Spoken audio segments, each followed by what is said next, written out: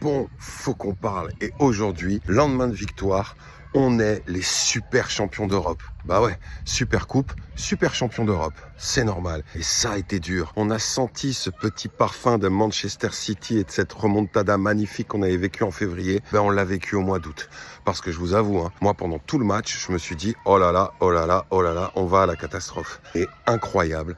Encore une fois, notre équipe nous a montré qu'il ne faut jamais douter d'eux. Alors oui, contre Chelsea en finale de la Coupe du Monde des clubs, ça l'a pas fait. Ça ne l'a même pas fait du tout. Mais là, on a eu l'impression de revivre un scénario catastrophe. Eh ben non, on s'est remis dans le coup et ça a été une fin de match prodigieuse. Autant sur la première heure, on a été vraiment moyen, voire même mauvais. Mais sur les 20 dernières minutes, on a vu le statut de notre équipe face au statut de Tottenham. C'est là on s'est rendu compte qu'on était vraiment une grande équipe et qu'une équipe comme Tottenham, même si elle mène 2-0 jusqu'à la 75e, c'est pas gagné les gars. Lucas Chevalier, on en parle. Deuxième but, c'est pour lui. Alors moi, forcément, je me suis fendu d'une story sur l'instant immédiatement où Donnarumma applaudissait et j'avais mis en sous-titre bravo Chevalier. Bon, je l'ai retiré parce que c'est vrai que quand tu vois la fin de match et notamment la séance de penalty où il fait un arrêt, ok, il en fait qu'un, mais c'est l'arrêt qui compte. Chevalier, on peut dire qu'il a pas fait un premier match incroyable, mais il a fait un bon premier match. À partir du moment où le mec est un artisan de la victoire, tu peux forcément dire qu'il a fait un bon match. Dembélé, normal qu'il soit élu homme du match. Il a fait vraiment une belle partie, peut-être pas sur l'ensemble du match, mais c'était quand même une belle performance. Au niveau de Tottenham,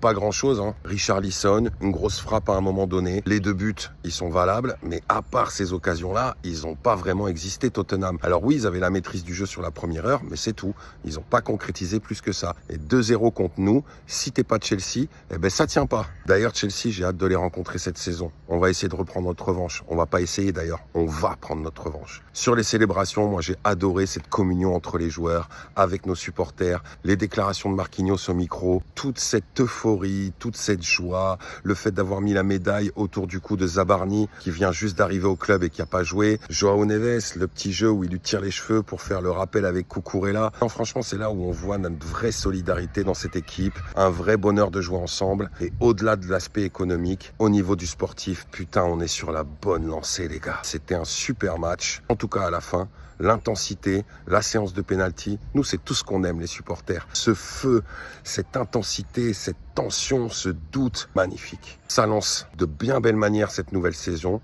et ça clôture en même temps d'une manière excellemment belle la saison qu'on vient d'achever. Donc pour tout ça, merci encore à tous les joueurs. Amis parisiens, parisiennes, on est super champions d'Europe.